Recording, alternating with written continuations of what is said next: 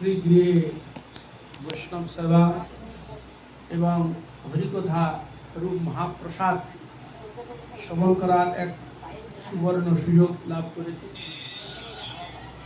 মনুষ্য জীবনের শ্রেষ্ঠ কর্তব্য হরিভজন, হরি আরাধনা করা, এইটা হচ্ছে মূল উদ্দেশ্য। শ্রীমৎ চৈতন্য মহাপ্রভুর যদি মূল উদ্দেশ্য যদি আমরা একটু গূঢ়ভাবে আলোচনা করি, আমরা দেখতে পাব কৃষ্ণ যে কথাটি গীতাতে বলেছেন সেই কথার উপর ভিত করে কিছু সিদ্ধান্ত বস্তু শ্রবণ করব। ভগবান শ্রী গোবিন্দ তিনি বললেন, দৈবী ঝেষা গুণময়ী মম মায়া দূরত্বয়া মাম এব যে প্রপদ্যন্তে মায়াবতাম তম। ভগবান শ্রীকৃষ্ণ বলছেন, আমার এই দৈবী মায়া, মহামায়া বা বৈষ্ণবী মায়া, একে অতিক্রম করা বা একে জয় করা বড়ই কঠিন। কেন এই মায়া শব্দটি কেন প্রয়োগ করেছে? না, প্রয়োগ করেছে এই জন্য আমরা জগতে যতগুলো এসেছি, জন্মগ্রহণ করেছি, এই জগতে এসেছি, সব মায়াতে ফেসে বসে আছি, মোহতে ফেসে বসে আছি। এটা কে ফাঁসাচ্ছে? কে? এই মায়া, দৈবী মায়ায় ফাঁসিয়ে রেখেছে। কিরকম ফাঁসিয়েছে? যখন মেয়ে, তার প্রতি আমার আকর্ষণ, আমার কন্যা, ছেলে আমারই সন্তান, বিষয়কার আমারই বিষয়, এই জগতে যা কিছু কার আমারই। তাহলে আমারটা এলো কি করে? আমারটা এলো কি করে? আমার থেকে এসেছে বলে আমার তো বলছি, শাস্ত্র বলছে আমার থেকে কেউ আসেনি। আমার থেকে কি এসেছে? এই জড় শরীরটা।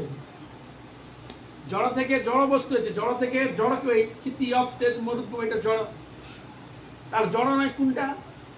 আত্মাটা জড় নয়, যেটাকে জীবাত্মা বলা হয়।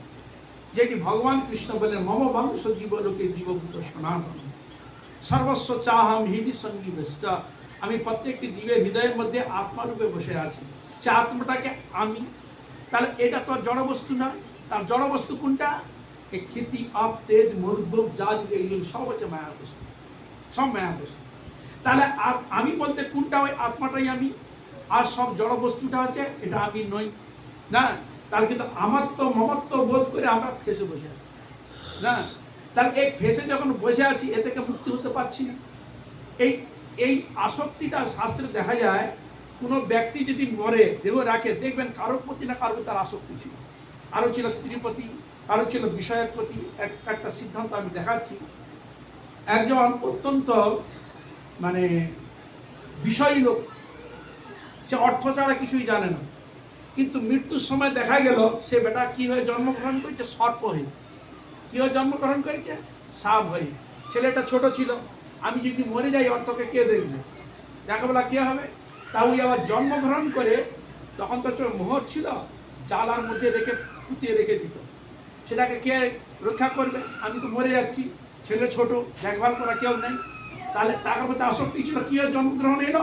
সর্পকাল সর্প হয়ে জন্মগ্রহণ করলো। তাহলে আসক্তি ছিল বলেই তো সে জন্মটা হয়েছে। হরে কৃষ্ণ। হ্যাঁ, তারপরে যে স্ত্রীর প্রতি আসক্তি থেকে গেছে, সে আসক্তিটাকে কাটাতে পারছে না।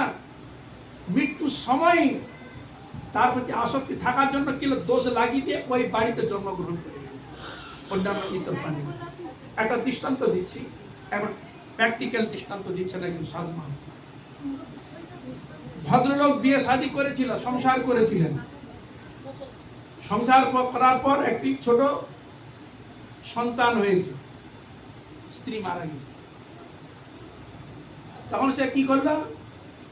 ছেলেটাকে দেখবে কি? সংসার দেখতে আর একটা বিয়ে করতে হবে, না ছেলেটাকে দেখবে। সে আবার বিয়ে করছে। বিয়ে করার পর যার প্রথম যে সন্তান হয়, আপনারা তো জানেন, তাকে সহজে দেখভাল করতে চায় না, কেন এই তো আমার সন্তান না। হিংসা এসে যায়। এমন হিংসা এসে গেছে, সে তখন কান্দে। সে ছিল মুসলিম সন্তান, দেহ রেখে দিয়েছে তাকে। ওদের কি হচ্ছে? কবর দেয়। ও তখন কাঁদতে কাঁদতে গিয়ে কবরে গিয়ে বলছে, তুমি চলে গেলে, এই সন্তানটাকে ফেলে চলে গেলাম, আমি কি এনে থাকবো? যাকে দিয়েছি সে তো আমাকে দেখছে না, ছেলেটাকে দেখছে না। তুমি যদি থাকতে, তাহলে আমার এই অসুবিধা হতো না। কান্তা কান্তিকে বলে তুই আবার চলে এসো, আমার কাছে চলে এসো। সে তার মোহবশত যেই বলেছে, কিছুদিন পরে শরীর তার খারাপ হয়ে গেছে। সন্তান জ্বর হয়ে বসে আছে। কি হয়েছে? ভৌতিক তাকে আকর্ষণ করে নিয়ে এসছে। মানুষ যখন মরে যায় তার আত্মা কিন্তু থাকে, সেই চারপাশে ঘুরে বেড়ায়। সে যখন মরে গেছে তখন এসে তাকে আকর্ষণ করে ঢুকেছে। এমন ভাবে ঢুকেছে শরীর ভালো হচ্ছে না। কি হলো এধার ওধার ছটপট করতে একবার তাকেও ধরেছে।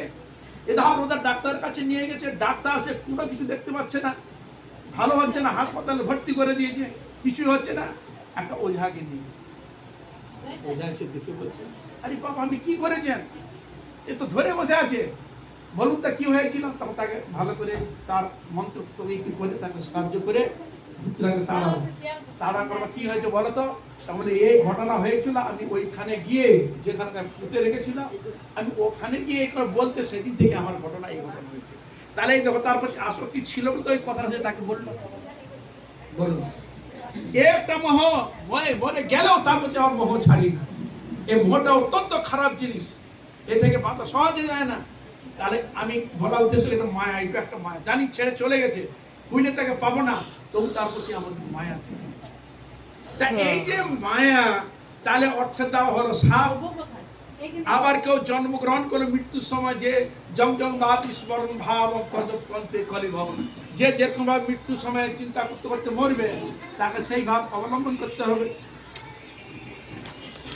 এই যে আমরা সংসারে যে রয়েছি, আমরা কোনো না কোনো আসক্তিতে রয়েছি। এই আসক্তিটা কেমন হয়েছে? মায়া, যেটা আমার নয়। নিয়তে অনয়া ইতি মায়া, যেটা আমার নয় তার প্রতি আসক্তিকে থাকাকে বলা হয় মায়া। বলুন তো এখানে আমরা কে মায়ার মধ্যে নেই? বলুন, কোন একটা জিনিস যদি কিনে নিয়ে আসে তার প্রতি আসক্তি বলে এটা আমার, ভাত দিলেই হলো। সবাইকে ফাঁসিয়ে রেখেছে, কোনো প্রতি আসক্তির প্রতি আমাদের বিষয় সম্পত্তিকে ফাঁসিয়ে রেখেছে।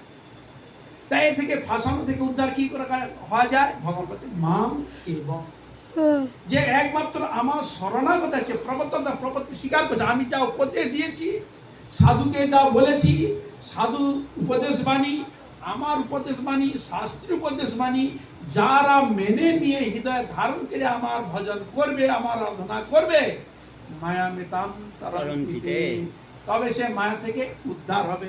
তাহলে এই যে আসক্তিটা আছে, আসক্তিটা সাধু সঙ্গ করলে, হরি কথা শুনলে কি হবে? আমি জানতে পারলাম এগুলো যাদের প্রতি আসক্তি রেখেছি, এটার নাম হচ্ছে মায়া।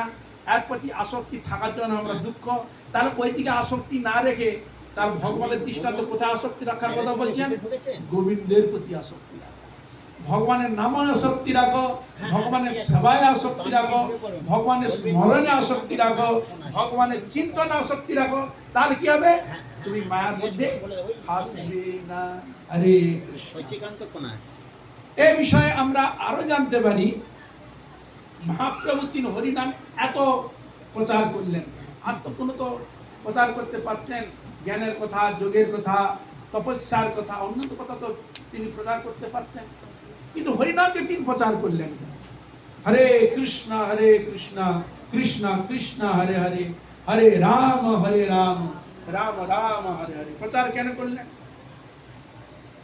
সেখানে ছিল জগদানন্দ পণ্ডিত, যেটাকে বলে প্রেম বিবর্ত, চৈতন্য মহাপ্রভু সাক্ষাৎ তিনি পার্শ্বদ, তিনি যা দেখেছেন সেই বক্তব্য তিনি পেশ করছেন। তিনি বলতে গিয়ে একটি প্রসঙ্গ তুললেন। এই আমাদের হরিনাম চিন্তামণি বিষয়ে আলোচনা চলছে, সেখানে প্রসঙ্গ তুলেছে। বলছে কেউ সদ্গুরু পদাশ্রয় করে 100 বৎসর যদি তিনি সাধন ভজন করেন, সে হেন ব্যক্তির মুখে হরিনাম উচ্চারিত হয়, হরিনাম জোয়াতে বসে থাকে, প্রতি রন্ধ্রে প্রতি ক্ষেত্রে হৃদয়ের মধ্যে থাকে। কত বছর? 100 বছর। 100 বাঁচবে না তো এখন? আর বাঁচার কি, মরবে আবার হয়ে আসবে, আবার করবে 100 জন্ম। হ্যাঁ, কমসে কম। তাহলে আর প্রমাণ কোথায়? আমি বলবেন তো প্রমাণ কোথায়? আসুন মহাজন কারিকা, চক্ষু দান দিলা যেই, জন্মে জন্মে প্রভু সেই, দিব্য জ্ঞান হৃদয় প্রকাশিত। জন্ম জগতে কি বুঝা? একজন নেই, বারবার জন্ম করতে। একজন বুঝাচ্ছে কি? চক্ষু দান দিলা যেই, জন্মে জন্মে প্রভু সেই, দিব্য জ্ঞান হৃদয়ে প্রকাশিত। তা কজন্ম? এক জন্মে? তাহলে এটা প্রমাণ কোথায় বলো? ওই যে বলে শতজন্ম। মানে বলার তাৎপর্য হচ্ছে এই, বলে হরিনামটা আমাদের মুখে সবসময় আসে না কেন, নিতে পারি না, চলে যায় কেন, স্মরণ হয় না কেন? বলার বক্তব্য বলে যারা 100 জন্মের সদ্গুরু পদাশ্রয় করে হরি ভজন করেছেন তার মুখেই এই হরিনাম সবসময় জিহ্বাতেই থাকে। তার জিহ্বা থেকে সে নড়বে না। ঘুমিয়ে থাকলেও জিহ্বা হরিনাম, ঘুমিয়ে থাকলেও মন ঈশ্বরের প্রতি অনুরাগিত হবে। উদাহরণ কোথায়? আমাদের সিদ্ধ বাবাদের চরিত্রে আছে। কি বলা আছে সেখানে? চারিদণ্ড সুতি থাকে, স্বপ্নে রাধা কৃষ্ণ দেখে। সারাদিন হরিনাম হরি ভজন করছেন, চারটা দণ্ডে একটু নিদ্রা এসেছে, একটু মানে ঝুঁক এসেছে, কি দেখছেন? রাধা গোবিন্দের লীলা দর্শন করছেন। চারিদণ্ড সুতি থাকে, স্বপ্নে রাধা কৃষ্ণ দেখে। কৃষ্ণ গোচারণ করতে গিয়েছে, উনি একটা ওই কৃষ্ণের সঙ্গে সেও গোচারণ করতে গিয়েছে, ভগবানের সঙ্গে খেলাধুলা করছে। কোনো না কোনো রূপ ধারণ করে ভগবানের সখা হোক বা সখী হোক, যে কোনোই হোক, সে হয়ে ভগবানের সান্নিধ্য গিয়ে সে খেলাধুলা মানে লীলা করছে, ভগবানের সঙ্গে সান্নিধ্যে তিনি লীলা করছে, সে মনে করে। তাহলে এবার আপনারা বুঝতে পারলেন, হ্যাঁ, এই জন্য ভগবান শ্রীকৃষ্ণ চৈতন্য মহাপ্রভু রূপে তিনি নামের উপর জোর দিলেন। এই নামকে যদি বারবার যদি করা যায়, তাহলে ওকে 100 জন্ম পেতে হবে না। কেন সেরকম সৎসঙ্গ জীবনে এরকম করতে গেলে সাধন মতন যা তার জিনিস না। সাধন ভজন করতে গেলে সবসময় মনে রাখতে হবে আমার জীবনটা আছে ক্ষণস্থায়ী, আজ আছে কাল নেই। আমি যে বেঁচে আছি ঈশ্বরের ইচ্ছা, কখন আমার মৃত্যু বা আমি জানি না। কমল দল জল জীবন টলমল ভজ হরিপদ নীতি, নিঃশ্বাসে নহি বিশ্বাস কদারুদ্ধ ভবিষ্যতি। যে কোনো মুহূর্তে আমার জীবন প্রদীপ নিভে যাবে।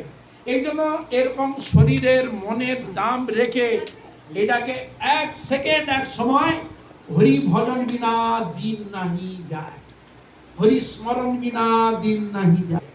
এই জন্য ভগবান, এই জন্য ওখানে মাম এব, এই এব শব্দটা জোর দিয়েছে ভগবান। এই এব শব্দটা মাম একম, একমাত্র আমার স্মরণ গ্রহণ, আমার ভজনে এসো। যে এই এব শব্দটা জোর দেওয়া হয়েছে। আচ্ছা, আর কোথায় জোর দিয়েছে? এই হরিনামে দেখুন, হরের নাম হরের নাম হরের নাম মইব কেলম, মইব মযুক্ত এব ইতি মইব মাম এব। হরের নাম হরের নাম হরের নাম মইব কেবলম কলৌ নাস্তেব, নাস্তিযুক্ত এব ইতি নাস্তেব্য, নাস্তেব্য নাস্তেব্য গতি অন্যথা। তাহলে এখানে এব শব্দ দিয়েছে কেন? জোর দিয়েছে, সম্পূর্ণ জোর দিয়েছে যে এই হরিনাম তুমি করবে করবে করবে করবে, হরিনাম ছাড়া গতি নাই, গতি নাই, গতি নাই, গতি নাই, গতি নাই। একাদশীর কথা যখন আলোচনা করা হয়, সেখানেও কৃষ্ণ একাদশী ব্রতের উপর জোর দিয়েছে।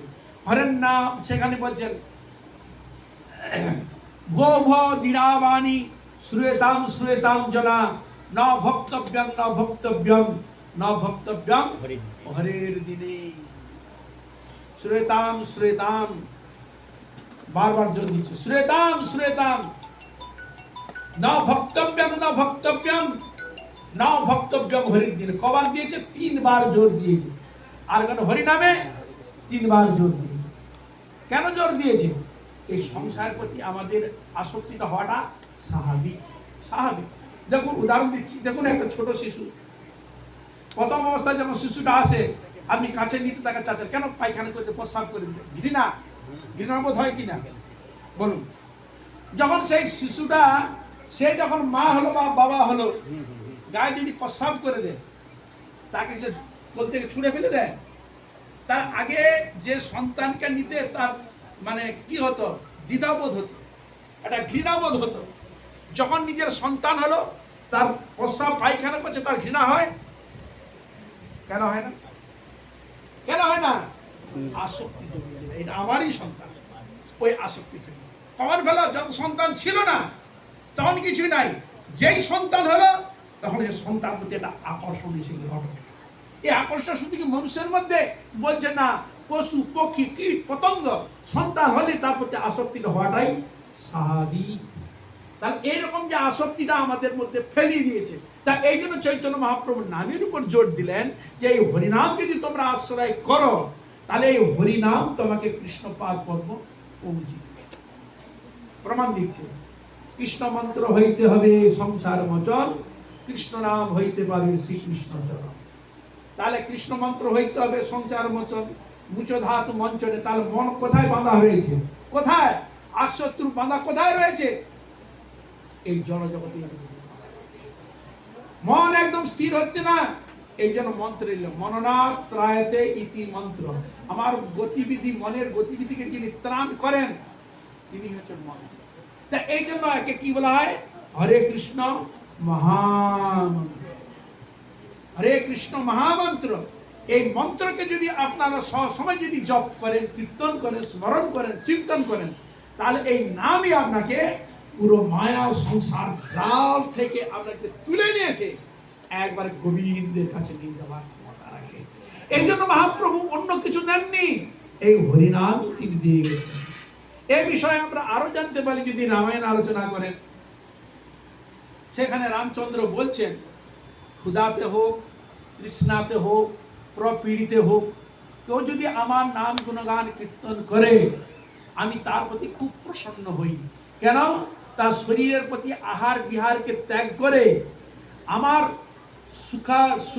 সুখের জন্য, আমার প্রীতির জন্য সে আহার পর্যন্ত ত্যাগ করেছে, নিদ্রা আহার বিহার সব ত্যাগ করেছে আমার জন্য। এই জন্য ভগবান তার খুব সন্তুষ্ট হয়। এই জন্য শব্দটা পাবেন, দেখবেন কি বলা আছে? উপবাস। উপবাসটা কি বলা হয়েছে? উপবাস মানে না খাওয়া। ন ভক্তব্যং ন ভক্তব্যং ন ভক্তব্যং হরির দিন। হরির দিনে খাওয়া দাওয়া করবে না, না খাবে বলেছে না। উপবাস মানে কি? উপবাস দেখি বলে মানে খাওয়া দাওয়া বন্ধ। তার ভগবান নাম গুণগান কীর্তন করা। তার কেন উপবাসের সঙ্গে উপবাস শব্দটা কেন করবে? উপমানের সমীপে, ভগবানের সমীপে বসে কি করবে? সেদিন আহার বিহার সব ত্যাগ করে দিয়ে একমাত্র আমার চিন্তা করবে, আমার ভজন করবে, আমার সাধন করবে। তাহলে ওই উপবাসটা করলে কি হয় না, ওই যে আমার জন্য একটু যে কষ্ট স্বীকার করলো, সে কষ্টের বিনিময়ে ওকে আমি অধিক কিছু দান করে থাকি। এই জন্য পূজা অর্চনা বিধান রয়েছে। পূজা করতে গেলে খাওয়া যাবে না, না খেয়ে দিয়ে মন্ত্র জপ, না খেয়ে দিয়ে ঠাকুরের পূজা সেবা পূজা করে তারপরে হচ্ছে ভগবানের সেবা পূজা করে তারপরে কিছু জল গ্রহণ করা উচিত। কেন কেন জোর দিয়েছে? আমাদের খাওয়ার দিকে লালসা, এই যে জুয়ার লালসা, যিনি তুতি দেয় কৃষ্ণদর পরায়ণ কৃষ্ণ নাহি পায়। এই জন্য আমাদের লোভ আছে, লালসা আছে, খেতেই হবে। এই জন্য বলছে না, ভগবানের সেবা পূজা করতে গেলে এটা না খেয়েই করাটা বিধেয়। এর বিষয়ে আমরা আরো জানতে পারি। আমরা নিশ্চয়ই জানেন কেদারনাথ, বদ্রীনাথ। এই বাচ্চাকে কে নিয়ে এসো কান্নার জন্য, ও শুনতে দিবে না, নিয়ে যাও, নিচে নিয়ে যাও ওকে। সেখানে আমরা জানতে পারবেন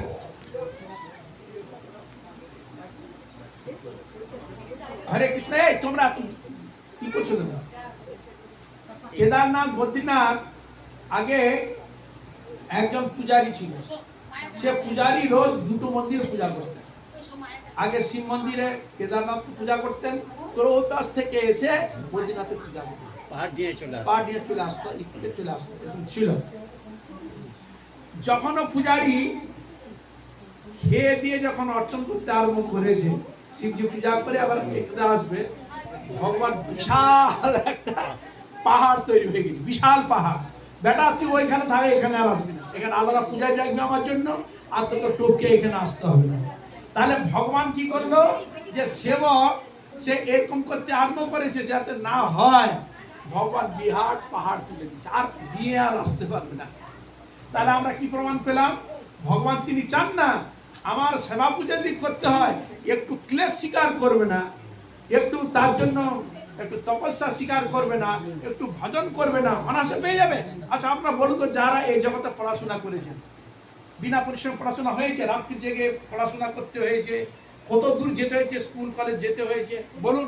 আজ আর অর্থ নিয়ে এসছে, 8 ঘন্টা 10 ঘন্টা তাকে চাকরির জন্য মানে ডিউটি দিতে হয়েছে। এই গরমের সময় দেখুন ওখানে কত গরমের মধ্যে দাঁড়িয়ে কাজ করতে হয়। কিসের জন্য? পেটের জন্য, অর্থের জন্য তো না। তা এটা তো কি, এটাও তপস্যা, অর্থ ইনকামের জন্য। তা আমরা যে এত বড় কষ্ট করতে পারি, এত বড় শ্রম দিতে পারি ওই অর্থকে নিয়ে আসার জন্য, তাহলে আমরা গোবিন্দের সেবার জন্য একটু দিতে পারি না? বলুন হরে কৃষ্ণ, আমরা গোবিন্দের জন্য দিতে পারি না? কিছু তো দিতে পারি, ওখানে হাড় ফাড় না, ঘন্টাও তো কিছু দিতে পারি, সময় তো দিতে পারি, কিন্তু তো আমরা তো দিন। এর জন্য দায়ী কে? কে দায়ী এর জন্য? আমরা দায়ী। আলস্য পরায়ণ, ভোগী পরায়ণ, হরি ভজন করবো, হরি আরাধনা করবো না, হরি আমার এসে বসে যাবে, আর ভিতরে বসে যাবে, হরি আমাকে দিয়ে দিবে, এরকম যেন না হয়। তা এই জন্য সেখানে ভগবান শ্রী গোবিন্দ তিনি স্বয়ং ওই পাহাড় তো তুলে দিয়ে বন্ধ করে দিয়েছেন। পূজা ওখানে আলাদা পূজারি, আর এইখানে যে আলাদা পূজা। এই হলো শাস্ত্রীয় সিদ্ধান্ত। এই জন্য ভগবান চৈতন্য মহাপ্রভু কলিযুগের মানুষের জন্য এই জন্য তিনি নিয়ে এলেন হরি নাম। এই হরিনামকে যদি আশ্রয় করা যায়, এই হরিনাম তাকে সবই দিতে পারে। আর হরিনাম যে কি পায় হরিনাম কীর্তন করলে, এটা স্বয়ং ব্রহ্মা, নারদ, এমনকি বেদ শাস্ত্র অনন্ত দেব পায় না। যে হরিনাম করে, হরি কীর্তন করে, হরি সেবা করে, সে কি ফল পায়? ভগবানকে প্রশ্ন করা হয়েছে, প্রভু আপনার ভক্ত যখন আপনার গুণগান কীর্তন করে, আপনার ভজন করে, সাধনা করে, এই সাধনার ফল তিনি কি পান? আমি একটু বলুন দেখি। বলে, আমার ভজনকারী ব্যক্তি সে যে কি পায় আমিও বলতে পারবো, আমিও বলতে পারবো না। ছেড়ে দাও, ব্রহ্মা, শিব, নারদ, বেদের কথা ছেড়ে দাও, আমিও বলতে পারবে না ও কি পায়। উদাহরণ কোথায় রয়েছে? দশম স্কন্ধে গোপীগণ সম্পূর্ণ গোবিন্দের চরণে সমর্পণ করে দিয়েছে। গোবিন্দ তখন বলছেন, হে গোপীগণ, তোমরা আমার সেবা করে যা পেয়েছো সেটা আমি তোমাদের মূল্যায়ন করতে পারবো না, দিতে পারবো না। তা তোমার যখন আমার প্রতি যখন তোমার প্রীতি, ভালোবাসা, অনুরাগ রয়েছে, এইভাবে সেবা করে তোমরা সন্তুষ্ট হয়, আর বিনিময়ে আমি কিছু দিতে পারবো, কিছু দেওয়ার আমার নেই। তাহলে ভগবান কি স্বীকার করলো?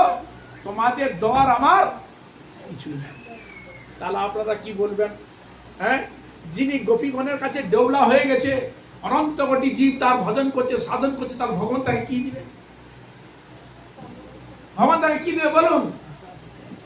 এই জন্য ভগবান তিনি যেন একবারে পুরো নিজের বডিটাকে একবার পুরো ঠিক করে যেন নতুন ভাবে বডি তৈরি করে নিয়ে, কি বডি নিয়ে এলেন? চৈতন্য মহাপ্রভু এই রূপে এলেন। কি নিয়ে এলেন? দণ্ড আর কমণ্ডল। আমার যা কিছু বিষয় সম্পত্তি ছিল সব আমি গোপীগণকে দিয়ে চলে এসেছি, আমার বলতে আর কিছুই না। আমার বলিতে প্রভু আর কিছু নাই, তুমি আমার মাত্র পিতা, বন্ধু, ভাই। গোবিন্দ, আমার আর কিছুই নাই। সে ভগবান নিজে হরি হয়ে হরিয়ে বলছে, আমার আর কিছুই নাই, সব তোমার। তাহলে ভগবান কৃষ্ণ এর দ্বারা কি প্রমাণ করলেন? যে আমার সাধন ভজন করে আমি তাকে সব দিয়েই, কিছুই রাখে নাই, কিছুই রাখে নাই। একটা ফুল যদি দেন, একটা তুলসী যদি দেন, যত কিঞ্চিত একটু দান করেন, একটু যদি স্মরণ করেন, তাহলে আমরা ভগবান চেয়ে ঋণী হয়ে, ভগবান আমার চেয়ে ঋণী হয়ে যায় ভগবানের কাছে। ভগবান, আমি কাল কাছে ঋণী থাকি, আরে ঋণ শোধ করে দেয় ভগবান। এইরকম উদাহরণ কোথায়? এই মহাভারতে আসুন। যখন শিশুপালকে বধ করেছিলেন, ভগবান চক্র যখন ছেড়ে দিলেন, আবার যখন হাতে এসে গেল, হাতটা কেটে গেল, রক্ত বহির্গত হলো, তখন দ্রৌপদী কি করলো? সঙ্গে সঙ্গে কাপড় ছিল তো, আঁচলটাকে চিরে প্রভুর হাতে বেঁধে দিল। এই যে বেঁধে দিল, ভগবান তিনি কি করলেন? দ্রৌপদী, এই জগতের লোক দেখি কোনো ভালো দামি জিনিস যদি পরে সহজে তাকে নষ্ট করতে চায় না, আর তুমি আমার একটা রক্ত পানি সঙ্গে সঙ্গে দামি কাপড়টাকে ছিঁড়ে তুমি দিয়ে দিলে, এত তোমার কোনো আসক্তি বা একটা কোনো দ্বিধাবোধ হলো না? দেখুন, আমরা যদি যাই মন্দিরের কাছে অনেক সময় দেখি, ওরে বাবা প্রণাম করবো, একে কাপড় ধুয়েছি, প্রণাম করলে ধুলোবালি লেগে যাবে, কি ভাবি কিনা? হ্যাঁ, হঠাৎ কিছু খাবে, এত দামি, খুঁজে বেড়াচ্ছে অন্যদিকে একটা হালকা ধরনের কাপড় যদি কিছু দিয়ে করা যায়, খুঁজি কিনা বলুন? এত দামি জিনিসটাকে নষ্ট করবো, বলেন কিনা? চিন্তা করেন বলুন। কিন্তু দ্রৌপদী কি করলেন? ছিঁড়ে পরিয়ে দিলেন। ভগবান তিনি বললেন, হে দ্রৌপদী, তোমার কাছে তো কি করবে? কোথায় ঋণ শোধ করলেন? ওই যখন বস্ত্রহরণ হলো, সেই বস্ত্রহরণে ভগবান গোবিন্দ বস্ত্র রূপে, যে বস্ত্র দিয়েছিল, এই বস্ত্র রূপে এসে তার সব সেই ঋণ তিনি শোধ করেই দিলেন। তার বুঝতে পারছেন, ভগবানের যদি একটু কিছু যদি অল্প আমি গোবিন্দকে দেন, গোবিন্দ বলে আমাকে অনেক দিয়েছে, আমার কাছে ঋণী হয়েছি, আর ঋণ আমি কি করে শোধ করব? কিন্তু আমরা কৃপণত ভাবি, আমি খাবো, আমি বাঁচবো, আমি পড়বো, এইটা আমরা কৃপণতা। কিন্তু গোবিন্দ সবাই আমরা দিতে যাই না। কিন্তু গোবিন্দকে দিলে যে অধিক পাওয়া যায় সেটা তো আমরা জানি না। হ্যাঁ, তা এই জন্য ভক্ত সান্নিধ্যে যদি যাওয়া যায়, কিভাবে ভক্ত সেবা করতে হয়, তুমি জীবনে যে কিছু অর্জন করেছ ওই অর্জনীয় বস্তু যদি গোবিন্দকে দেওয়া যায়, এটা তোমার কম হবে না, এটা তোমার বাড়বে। ব্যাংকে যদি আপনি টাকা রাখেন কি হয়? বাড়ে না প্রতি মাসে মাসে? এ তো যত কিঞ্চিত বাড়ে। কিন্তু ভগবানের সেবা দিলে জন্ম জন্মান্তর যত জন্মে আপনি আসবেন, সেই সেই জন্মের ফলে অনুযায়ী আপনি পাবেন। এর উদাহরণ রয়েছে। মহারাজ বেশিরভাগ বারবার বলতেন, বলে একজন ছিল কুমোর, সে ওই কলকে, হাঁড়ি, প্রদীপ এসব বাকি বিক্রি করে না, চার কাপ এসব বিক্রি করে না।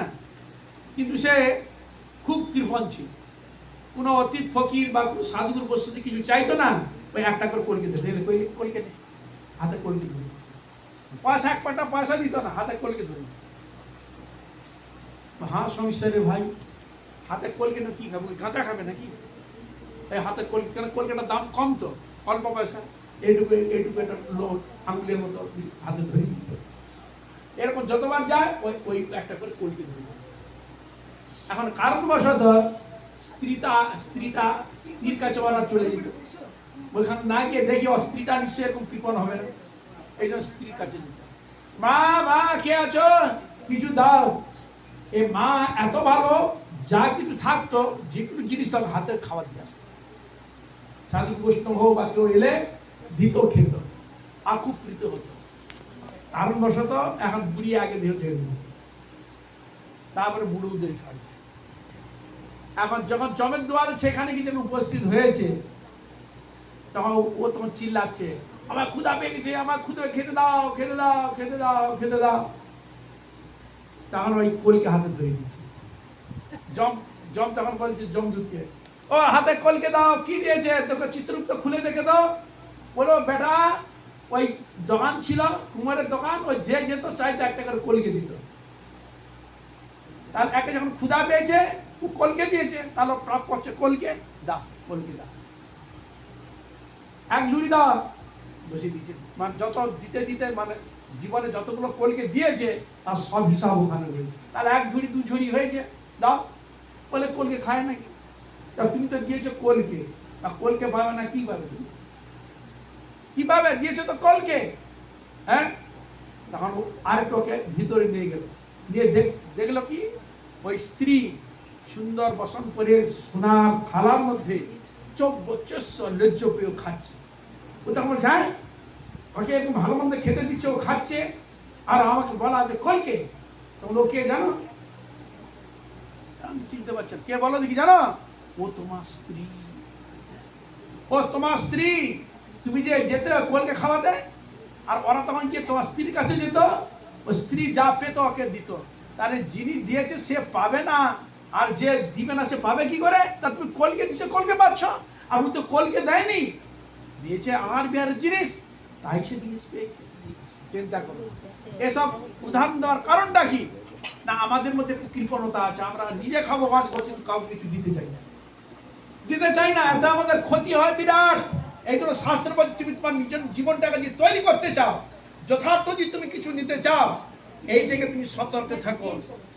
যতই করিবে দান ততই বাড়িবে মান। দান করা ব্যক্তি মান বেড়েছে। আপনার উদাহরণ দেখুন, আপনারা নিশ্চয়ই শুনেছেন হর্ষবর্ধন কুম্ভ মেলায় যখন হতো হরিদ্বারে, নিজের পোশাক পর্যন্ত দান করে দিত, নিজের পোশাক পরিচ্ছদ। এমনকি দাতা কর্ণ কি করতেন? অর্থ সম্পদ সব দান করে দিতেন, কিছুই রাখতেন না। বলি মহারাজও তিনি দান করেছিলেন। মানে এত, তাহলে আমরা শুনতে পেয়েছেন কত দান। তার বলি মহারাজও দান করে, সব বড় বড় দানই তারা দান করেছে। তাহলে এই দানগুলো এগুলো তুলেছে কেন? তুমিও দান করবে, দান করবে। তুমি যদি দান করতে শিখো, আর কেউ দান করে না, তার হাতে দিয়ে দিবে। এই জন্য মহারাজ যখন আমাদের সঙ্গে যেতেন, কোথাও তো গিয়ে বিকেলে কিছু দিতেন, তখন মহারাজ বলছেন, ও মা, ওই বোমার হাত দিয়ে দাও। না না, আমি দেবো না। দেখো, তুমি তোমার দেওয়ার তো হাত আছে, কিন্তু তোমার বৌমা তো কোনোদিন দেয়নি, তাকে হাত দিয়ে দাও, তাহলে তার অভ্যাসটা আসবে, সেও শিখবে, তার দেওয়ার একটা মনো যে বৃত্তি তৈরি হবে। এই জন্য ছেলে পুলের হাত দিয়ে এই দান ধ্যানগুলো করা হতো। তুমি তো করছো, তোমার যদি থাকে, তোমার ছেলে হোক বা তোমার মেয়ে হোক বা যে করেনি, করা প্রবৃত্তি নেই, তার যদি আত্মকল্যাণ চাও, তার হাতে দিয়ে বল, বাবা এটা তুমি দাও। কেন? তাহলে তোমার আত্মকল্যাণ হবে। এই জন্য আমরা আত্মকল্যাণ কেউ চাই না, কেউ চাই না আত্মকল্যাণ। যদি আমরা আত্মকল্যাণ যদি চাইতাম, তাহলে এই দান ধ্যান করা, হরি নাম করা, হরি কীর্তন করা, এর থেকে আমরা কোনোদিন বিরত থাকতাম না। নিশ্চয়ই সেগুলো আমরা করতাম, কিন্তু করি না কেন? তার মধ্যে আমাদের দোষ ত্রুটি থাকার জন্য আমরা এইগুলো করতে পারি না। তাই শাস্ত্র আমাদের এই দান ধ্যানের করার বিষয় দেখিয়েছে। শ্রীমান চৈতন্য মহাপ্রভু দান বেশি কাকে করতেন জানেন? অভক্ত সবাইকে তো হরিনাম দান করে গেছেন, সবাইকে, ভক্তবাদীকে। তার একটা বিশেষ বৈশিষ্ট্য ছিল, যিনি হরিনাম করতেন তার হাতে ফল দিয়ে দিতেন। ভগবান চৈতন্য মহাপ্রভু যখন তিনি একটু বড় হয়েছে, যখন তিনি কাঁদছেন, তখন দেখলো এরে কাঁদছে, কানা তো করা যাচ্ছে না, সবার তখন হাত তালিতে হরিনাম করতেন। হরিনাম যখন করতেন, মহাপ্রভু চুপ করে দিতেন, আর হাতে ফল টল দিত, হাতে ফল দিত বাচ্চা ছেলে তো। তখন যে কেউ যদি ওখানে হরে কৃষ্ণ কৃষ্ণ কৃষ্ণ হরে হরে, হরে রাম রাম রাম হরে হরে, মহাপ্রভু তখন আপেলটাকে তাকে দে, আপেল না, তুমি হরিনাম করেছ, গোবিন্দের নাম করেছ, যথার্থ তুমি হচ্ছে ফল ভোগ করার যথার্থ ব্যক্তি তুমি। তাহলে এই জগতে ভগবানের প্রদত্ত বস্তু, সেই সব জিনিসকে আমাদের ভোগ করার, মানে স্পর্শ করার অধিকার নেই। খাওয়া তো দূরের কথা, জীবন নির্বাহ করা তো দূরের কথা। শাস্ত্রের সিদ্ধান্তে যদি আসা যায়, ভগবান যে সব জিনিস আমার, এটা আমাকে না দিয়ে তোমার গ্রহণ করার কোনো অধিকার নাই। আর যে আমাকে দিয়ে গ্রহণ করবে প্রসাদ হিসাবে, সেই ব্যক্তিও বস্তুকে স্পর্শ করবে, গ্রহণ করবে। যে আমাকে করবে না, তার গ্রহণ করার কোনো অধিকার নেই। আর যদি আমাকে না দেয়, তাকে বলা হচ্ছে চোর। সে চোর, যে আমাকে না দিয়ে খায়, আমার বস্তু আমার না দিয়ে খায়। সত্যি তো তাই, আমরা তো হাত মুঠো করে এসেছি এই জগতে, মাতৃর গর্ভ থেকে মুঠো করে এসে হাত মুঠো করে কর্ম মুঠো করে দিয়েছি, আর কিছু নিয়ে সঙ্গে করে কিছুই নিয়ে আসি। তাহলে ভগবানের জিনিস ভগবান কিন্তু না দিয়ে খায়, তাকে নিম খারাপ করা হয়। নিম খারাপ, ভগবান শ্রী গোবিন্দের জিনিস আমরা খাচ্ছি, গোবিন্দের জিনিস আমরা নিচ্ছি, অথচ গোবিন্দকে আমরা দিচ্ছি না। এর থেকে আর বড় নিম খারাপ কে হতে পারে? এই জন্য শাস্ত্র বুঝাচ্ছেন যে দেখো, নিম খারাপ হয়েও না, তোমার জীবনটাকে যদি যথার্থ তুমি তৈরি করতে চাও, আত্মকল্যাণ যদি তুমি চাও, অবশ্য হরিভজন তুমি করবে। এই জন্য ভগবান মনুষ্য জন্ম তাকে দিয়েছে। কে দিয়েছে? আমার বাবা মামাকে দিয়েছে নাকি? আত্মীয় পরিজন কেউ দিয়েছে নাকি?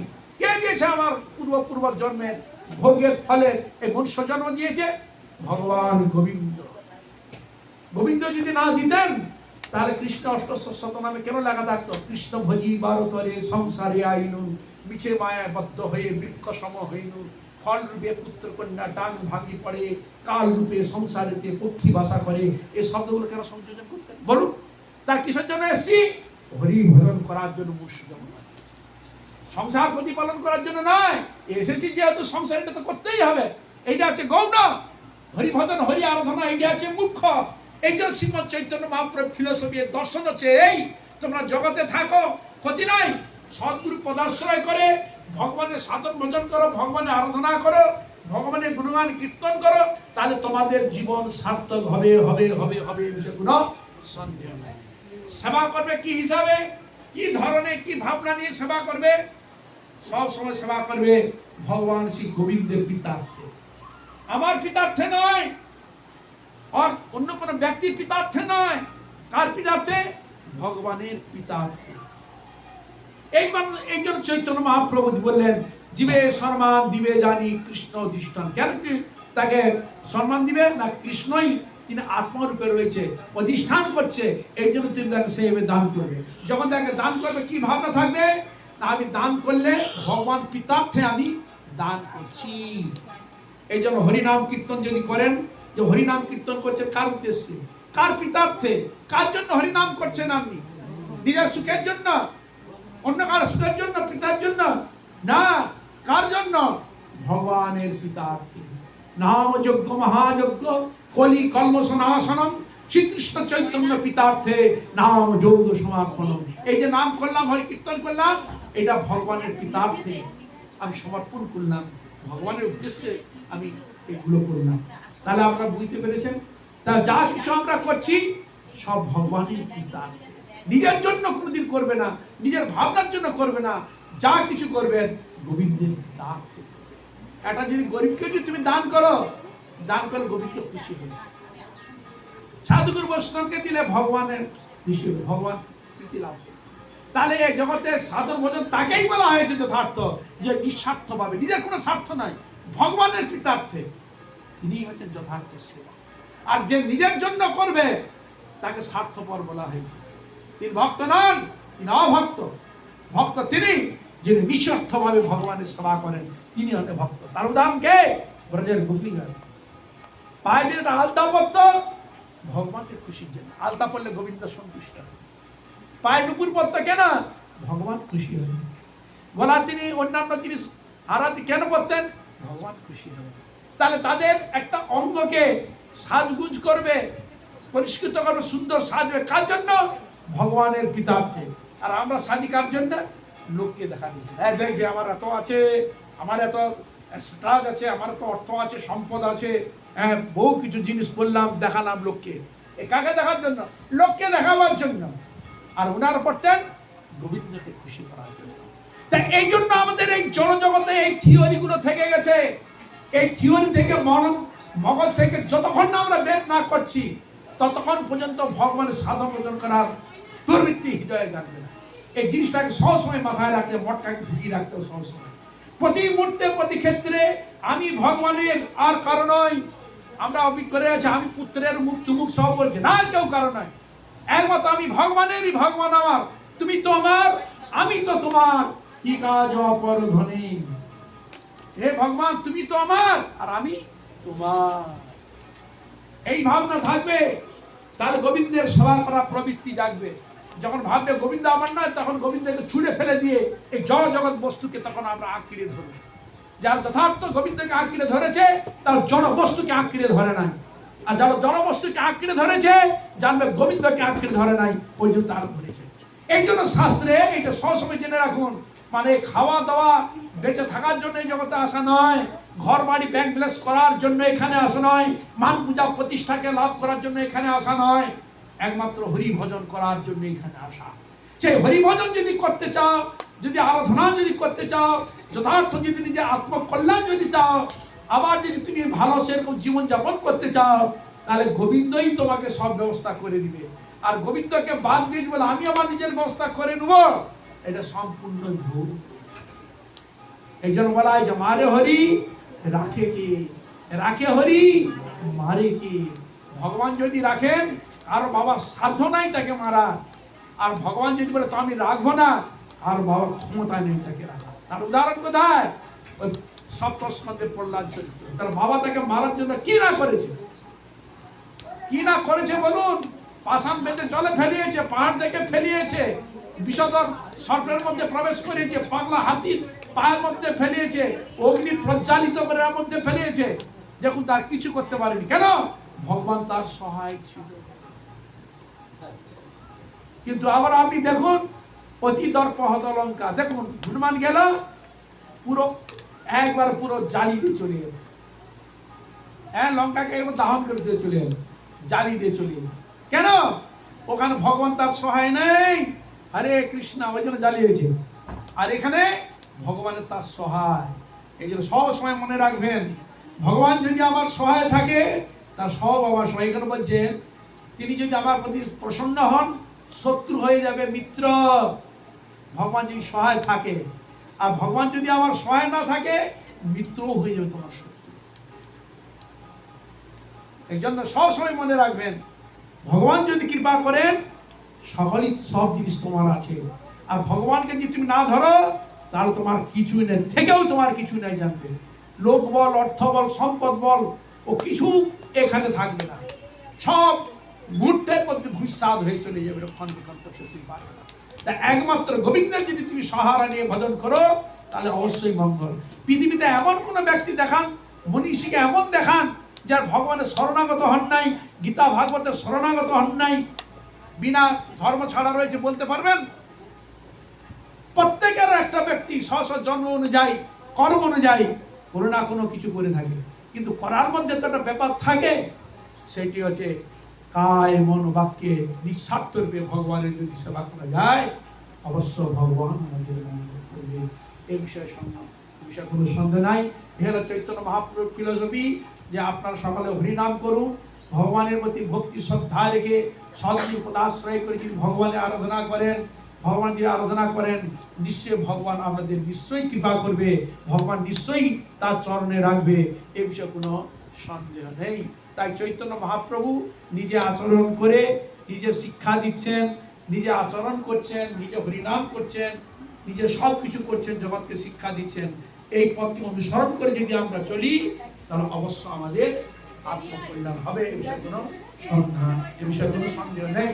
তাই আমি আমার সংক্ষিপ্ত বক্তব্য এখানে রাখি।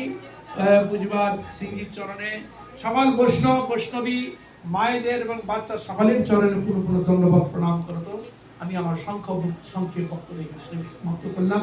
বাঞ্ছা কল্পতরু কৃপা সিন্ধু ভৈবচ পতিতানাং পাবনেভ্যো বৈষ্ণবেভ্যো